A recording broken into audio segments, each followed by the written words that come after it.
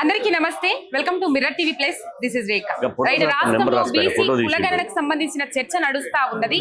ఆ చర్చ ఏంటంటే బీసీ జనాభాను దాదాపు 2014 కంటే ఇప్పుడు బీసీ జనాభా తగ్గిపోయింది. బీసీతో పాటు ఎస్సీ ఎస్టీ మైనారిటీ వర్గాల ప్రజలు కూడా తగ్గిపోయినరు. ఓన్లీ ఓసీ సామాజిక వర్గానికి చెందిన ప్రజలు మాత్రమే పెరిగిండ్రు. ఎట్లా పెరిగిండ్రు అనేది ఇది పెద్ద క్వశ్చన్ మార్క్. మొత్తం మీద బీసీ సామాజిక వర్గానికి చెందిన ప్రజలను తగ్గించి చూపెట్టడం వెనుక అర్థమేమున్నది? కామారెడ్డి డిక్లరేషన్ ఏదైతే ఉన్నదో దాన్ని తుంగలో దొక్కి వాళ్ళ ఇష్టారీతిన వ్యవహరించుకుంటా, వాళ్ళ ఇష్టారీతిన చేసుకుంటా పోయినరు. ఇగో ఈ అంశాల గురించి మనతో మాట్లాడడానికి బీసీ జాతీయ అధ్యక్షులు జాజుల శ్రీనివాస్ అన్న ఉన్నాడు. అన్నతో మాట్లాడదాం. అన్న నమస్తే. అన్న ఎట్లున్నారు? అన్న మొత్తం మీద నిన్న అసెంబ్లీలో సమావేశం ఏర్పాటు చేసుకున్నారు.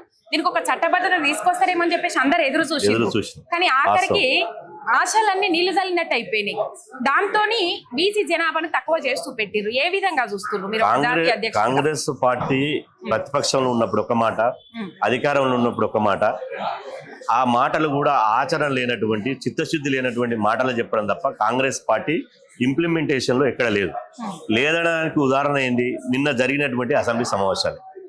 ఇలా ఇంత పెద్ద ఒక హిస్టారికల్ జరిగినటువంటి సమగ్ర కులగణన లెక్కలను అసెంబ్లీలో పెట్టి 2-3 రోజుల పాటు చర్చించి, సమగ్రంగా చర్చించి, ఇలాంటి లీగల్ ఆబ్లిగేషన్స్ లేకుండా, న్యాయపరమైనటువంటి చిక్కులు రాకుండా పకడ్బందీగా చేసి అసెంబ్లీలో చట్టం చేసి, ఇప్పుడు పార్లమెంట్ బడ్జెట్ సెషన్ నడుస్తుంది కాబట్టి పార్లమెంట్కి పంపించి, తమిళనాడు రాష్ట్ర తరహాలో ఎట్లయితే రిజర్వేషన్లు ఉన్నాయో ఇక్కడ తెలంగాణ రాష్ట్రంలో తీసుకురావడానికి ప్రయత్నం చేయాలి. కానీ నిన్న జరిగింది ఏంది? ఒక పెద్ద షో నడిచింది. అసెంబ్లీ పెట్టారు, 10 గంటలకు అసెంబ్లీ అన్నారు. అసెంబ్లీ స్టార్ట్ కాగానే 1 నిమిషంకే శ్రీధర్ బాబు గారు వచ్చి, మేము క్యాబినెట్ సమావేశం అవుతుంది, మాకు సమయం లేదు కాబట్టి క్యాబినెట్ సమయాన్ని పెట్టుకుంటాం, అసెంబ్లీ 2 గంటలకు వాయిదా ఇస్తున్నారు. ఎంత నిస్సిగ్గుగా ఉన్నది. మీకు అంత తొందర ఏమొచ్చింది? మంత్రివర్గ ఉపసంఘానికి ప్లానింగ్ డిపార్ట్మెంట్ వాళ్ళు సమగ్ర కులగణన సర్వే రిపోర్ట్ ఇచ్చారు.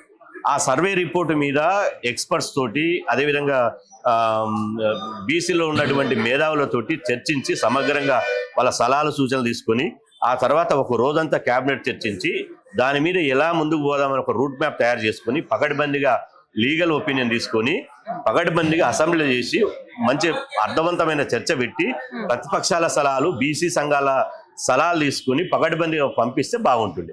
కానీ పొద్దున్నే అసెంబ్లీలో క్యాబినెట్ అట, అదేవిధంగా మధ్యాహ్నం చర్చ. అందులో 2 అంశాలు, ఒకటి ఎస్సీ వర్గీకరణ అంశం, ఒకటి సమగ్ర కులగణన అంశం. ఎస్సీ వర్గీకరణ చేయాల్సిందే, 100% ఎస్సీ వర్గీకరణకు చేస్తే సమాజం ఒప్పుకోవాల్సిందే. కానీ బీసీ కులగణన మీద కనీసం అర్ధగంట సేపన్న చర్చ జరిగిరా? గాంధీ భవన్ లో రేవంత్ రెడ్డి గారు ఏది ప్రకటించారో అసెంబ్లీలో ప్రకటించారు. మరి అసెంబ్లీ ఎందుకని నేను అడుగుతున్నా. ఆ ప్రకటించేది ఏందో గాంధీ భవన్ లో ప్రకటిస్తే అయిపోవు కదా? ప్రజాధనం కోట్ల రూపాయలు ఎందుకు వృధా చేసినట్టు? ఇలా కొండందోబి ఎలికను పెట్టినట్టు 42% రిజర్వేషన్లు ఒక హక్కుగా ఇస్తామన్నటువంటి రేవంత్ రెడ్డి గారు, కాంగ్రెస్ పార్టీ 42% మేము టికెట్లు ఇస్తామని అంటున్నది. 42% టికెట్లు ఇవ్వడానికి ఏమన్నా మీరు ఇచ్చే బీ ఫామ్ల మీద పోటీ చేస్తారా? గ్రామ పంచాయతీలో పోటీ చేసేటువంటి సర్పంచ్లకు అసలు ఎన్నికల పార్టీలతో సంబంధం లేదు, పార్టీ గుర్తులు ఉండనే ఉండయి. మీరు బీ ఫామ్ లో టికెట్లు ఎట్టిస్తారు? రెండోది, మీరు గతంలో 42% టికెట్లు ఇస్తామంటున్నారు కదా, అసెంబ్లీ ఎన్నికల్లో ప్రతి పార్లమెంట్ సెగ్మెంట్ కు 2 టికెట్లు అసెంబ్లీ టికెట్ బీసీలకు ఇస్తాం, మొత్తం ఓవరాల్ గా 119కి 34 టికెట్లు బీసీలకు ఇస్తామన్నారు. ఇచ్చిరా? ఇవ్వలే. కేవలం 19 టికెట్లు ఇచ్చారు. ఆ 19 ఎక్కడ ఇచ్చారు? ఓడిపోయేటువంటి, రేపు రాహుల్ గాంధీ నిలబడ్డా, రేవంత్ రెడ్డి నిలబడ్డా ఓడిపోయే స్థానాలు ఓల్డ్ సిటీ పాత బస్తీలు ఇచ్చారు.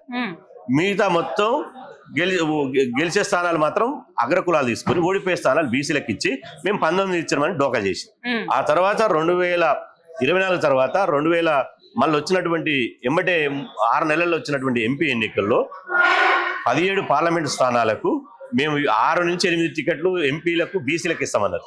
మళ్ళీ డోకా చేసేసి మళ్ళీ అన్ని పార్టీల కంటే బీజేపీ మొన్న 5 టికెట్లు ఇచ్చింది ఎంపీలకు, టీఆర్ఎస్ 6 టికెట్లు ఇచ్చింది, కాంగ్రెస్ కేవలం 3 టికెట్లు మాత్రమే ఇచ్చి బీసీలను మరొకసారి డోకా చేసేసి, మళ్ళీ మొన్న ఇప్పుడు జరుగుతున్నటువంటి పట్టభద్రుల ఎమ్మెల్సీలో కరీంనగర్, నిజామాబాద్, ఆదిలాబాద్, మెదక్ పట్టభద్రుల నియోజకవర్గ ఎమ్మెల్సీ ఎన్నికల్లో బీసీకి ఇవ్వాలని బీసీ సమాజం అడిగితే మల్లారెడ్డి సామాజిక వర్గానికి టికెట్ ఇచ్చింది. టికెట్లు అగ్రకులాలకు ఇచ్చుకుంటా ఎమ్మెల్యే ఎన్నికల్లో, ఎంపీ ఎన్నికల్లో, పట్టభద్రుల ఎన్నికల్లో, ఎమ్మెల్సీ ఎన్నికల్లో, నామినేటెడ్ పోస్టుల్లో, ప్రభుత్వ సలహాదారుల్లో మొత్తం రెడ్డి సామాజిక వర్గానికి ఇచ్చుకుంటా బీసీలకు 42% ఇస్తామంటే నమ్ముతారా? సాయంత్రం సంపి పొద్దుగాల పోయి సంతాపం తెలిపి పూలదండ వేసినట్టు ఉంటుంది. మీరు బీసీలను రాజకీయంగా అడ్డంగా గొంతుకొస్తూ బీసీలకు అవకాశం ఇవ్వకుండా మేము బీసీలకు టికెట్లు ఇస్తామంటే నడుస్తుందా? మీరు బీసీలకు టికెట్లు ఇచ్చేది ఉంటే మీరు కులగణన కాకముందుకే మాకు చేత కాదు, కులగణన చేయడం మా నుంచి కాదు, కాబట్టి మేము బీసీలకు టికెట్లు ఇట్లనే ఇస్తాం అని చెప్పాలి. అది ఎక్కడ చెప్పాలి? గాంధీ భవన్లో చెప్పాలి. అసెంబ్లీలో చెప్పిండు. అసెంబ్లీ ఏమన్నా గాంధీ భవన్ అనుకుంటారా? ఏ విధంగా అసెంబ్లీలో చెప్తారు? గాంధీ భవన్లో చెప్పే విషయాలు అసెంబ్లీలో ఎట్లా చెప్తాడు? కాబట్టి కాంగ్రెస్ అనేది నేతి బీరకాయ లాంటిది. బీరకాయ కనపడుతుంది, నేటి ఉండదు. వల్ల కాంగ్రెస్ లో కూడా సామాజిక న్యాయం ఉండదు. కాంగ్రెస్ లో కూడా మొత్తం ప్రజాపాలన పేరుతోటి రెడ్డి పాలన జరుపుతున్నారు. ప్రజా ప్రభుత్వం పేరుతోటి అగ్రకులాల ప్రభుత్వం నడుపుతున్నారు తప్ప ఇంట్లో సామాజిక న్యాయం లేదు.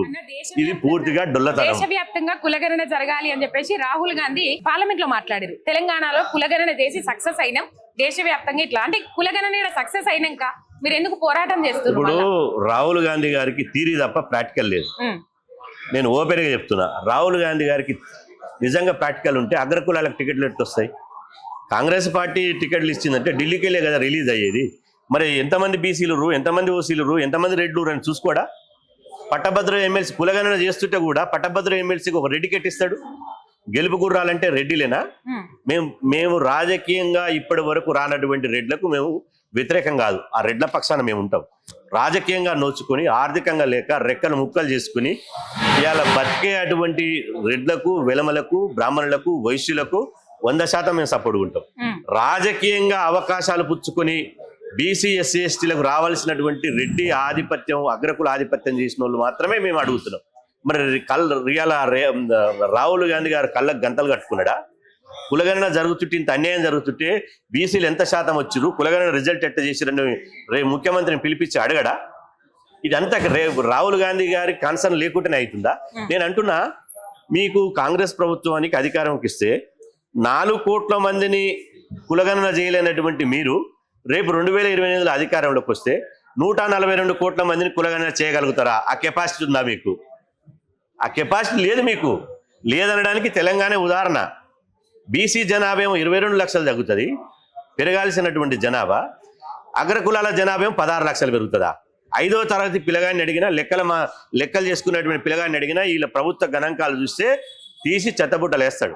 నేను అందుకనే చెత్తబుట్టలు వేసినాం, చింపి చెత్తబుట్టలు వేసేసినాం. అంటే ఇది ఇంటెన్షనల్ గా జరిగింది. బీసీలను తక్కువ చేసి బీసీ సమాజాన్ని చిన్నగతి చేసి ఈ బీసీ కులాలు ఇంతే అని చెప్పి అన్యాయం చేయడానికి జరిగింది తప్ప ఇందులో బీసీలను ఉద్ధరించడానికి లేదు. బీసీ గణన పేరుతోటి అగ్రకుల గణన జరిగింది. బీసీ గణనను అడ్డం పెట్టుకుని అగ్రకులాలు మరొక 70 సంవత్సరాలు ఈ రాష్ట్రాన్ని పరిపాలించడానికి ప్రణాళికలు వేసుకుర్రు. అందులో భాగంగానే ఈ కులగణన. ఇది బక్వాస్. దీన్ని మేము పూర్తిగా తిరస్కరిస్తున్నాం. 2 కోట్ల మంది బీసీ సమాజం పక్షాన మేము తిరస్కరిస్తున్నాం. దీన్ని మాకు సంబంధమే లేదు.